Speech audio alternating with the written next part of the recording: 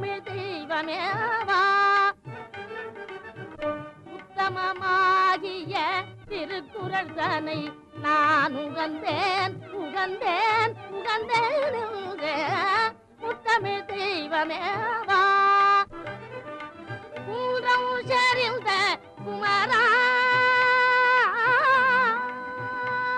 பரம்பூரம் சரிந்த குமரா திருச்சபையில் குரலிடம் கொள்ளாதோ அன்று தமிழ் தந்த